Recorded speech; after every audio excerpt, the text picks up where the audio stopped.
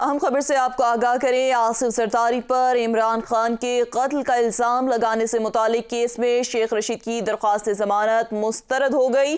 Additional session جج طاہر عباس سپرا نے مزید فیصلہ سنا دیا ہے۔ آپ کو اپڈیٹ کرے ہیں۔ سابق وزیر داخلہ شیخ رشید کی ضمانت بعد از گرفتاری کی درخواست مسترد ہو گئی ہے۔ آصف زرداری پر عمران خان کے قتل کا الزام لگانے سے متعلق کیس میں شیخ رشید کی درخواست ضمانت مسترد ہو گئی۔ ایڈیشنل سیشن جج طاہر عباس سپرا نے مزید فیصلہ سنا دیا ہے۔ آپ کو اپڈیٹ کرتے ہیں۔ اسی حوالے سے ہمارے نمائندے زمان مغل ہمارے ساتھ موجود ہیں۔ جی زمان مغل، اپڈیٹ کیجیے گا۔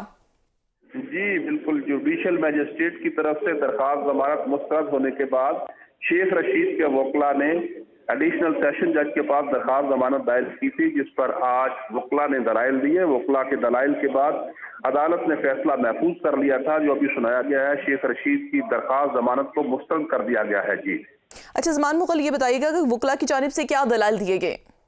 جی، شیخ رشید کے وکلاء نے موقف اختیار کیا تھا کہ شیخ رشید نے صرف اور صرف اس ایک بیان کا حوالہ دیا تھا جو عمران خان نے ان تک اطلاع پہنچائی تھی۔ شیخ رشید نے اپنی طرف سے کسی قسم کا کوئی الزام عائد نہیں کیا۔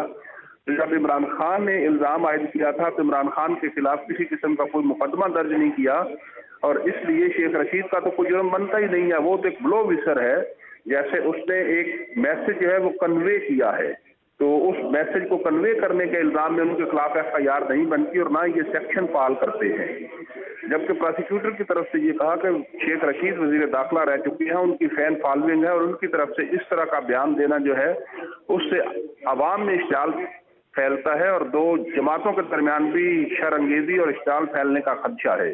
عدالت نے دلائل سننے کے بعد فیصلہ محفوظ کیا تھا، جو ابھی سنا دیا گیا ہے۔ جی اچھا زمان مغل، یہ بتائیے گا کہ فرانزک کی جو رپورٹ آنی تھی آڈیو وغیرہ، اس کے حوالے سے کیا حکمت عملی اپنائی گئی ہے؟